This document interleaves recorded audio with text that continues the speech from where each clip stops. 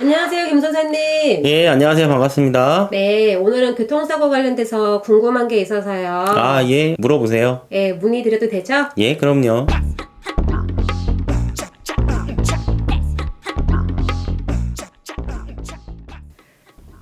교통사고가 났는데 합의 시기가 따로 정해져 있나요? 언제 하면은 좋을지 좀 알려주시겠어요?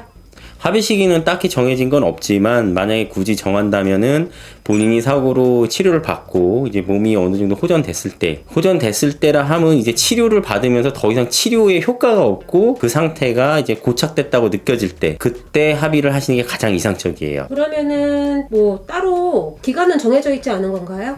기간은 딱히 정해져 있지는 않지만 피해자 몸 상태를 꼼꼼히 따져보고 회복이 마무리됐을 때 합의를 보시기 바라는데 그거는 이제 치료가 종결됐을 때부터 소멸시효라는 게 있어요. 이제 보험금 청구 기간인데 그게 넘어버리면은 이제 보험금을 청구할 수 있는 합의금을 받을 수 있는 기간이 종료되거든요. 그렇기 때문에 치료가 종결되고 3년 이내에 합의하시는 게 가장 이상적이죠. 그럼 만약에 입원을 했다는 가정하에 네. 입원 기간이 길면 길수록 합의금은 더 많아지나요? 적어지나요? 입원 기간이 길어지면은 우선 휴업 손해는 그만큼 늘어나는 건 맞는데 간혹 가다가 입원 기간이 길어지면은 뭐 합의금 금액이 뭐 줄어든다 이렇게 말씀하시는 분들이 있어요. 그거는 안 맞는 말이고요. 정확히 입원이 길어지면은 문제가 되는 케이스가 간혹 있어요. 그런 경우는 어떤 거냐면 예를 들어서 피해자분께서 입원해서 치료를 받고 있는 환자분 피해자분께서 과실이 많아요. 과실이 많다 그러면은 나중에 합의 보실 때 치료비 상계라 그래서 과실 비율만큼 치료비를 공제를 하거든요. 합의금에서 공제한단 말이에요. 그렇게 되면은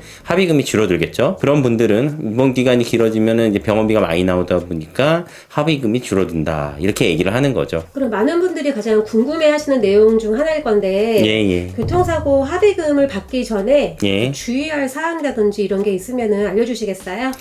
교통사고 합의금 받기 전에 주의할 사항은 제일 먼저 얘기하자면 치료 중에 보험사 담당자가 이제 검사 영상 CD를 좀 달라고 할 거예요. 그거랑 이제 의료자문 동의서를 요청하거든요. 그 두 가지는 가장 마지막에 해주셔야 될 거기 때문에 절대 먼저 주시면 안 돼요. 왜냐하면 검사 영상 CD랑 자문 동의서를 동의해서 주게 되면 보험사 쪽에서 먼저 자신들에게 이로운 쪽으로 법적인 테두리 안에서 최소한의 합의금을 제시할 수 있게끔 하는 근거가 되는 자신들의 자문 그러니까 그 후유증이라든가 후유장애 부분을 본인들의 자문의사한테 받아와요. 그래서 그 내용으로 최소한의 보상금을 제시를 할 수 있는 근거를 만들거든요. 그렇게 되면은 피해자 입장에서 자신의 모든 게 이제 다 밝혀지는 거예요. 그러니까 밝혀진다는 거는 자신의 어떤 상태나 그런 게 먼저 저쪽에 상대방에게 넘어가는 거기 때문에 그런 부분들은 우선은 동의하시거나 제출하지 마시고 나한테 가장 이로운 쪽으로 후유장애나 어떤 후유증 부분들을 명확하게 입증하셔가지고 객관적인 서류로서요 증빙하시고 그 다음에 그 증빙 자료 후유장애 진단서나 그런 증빙 자료와 함께 검사 영상 CD를 같이 제출해 주시고 그 이후에는 의료자문을 동의해 줘야겠죠. 왜냐하면 보험사에서도 그런 상태에 대응되는 간증할 수 있는 권리는 있으니까요. 그런 상태에서 이제 어떤 당사자 간의 어떤 장애 기간, 장애율에 대한 분쟁이 이루어지겠죠. 그래서 그 부분만 가장 주의하시면 될 것 같아요.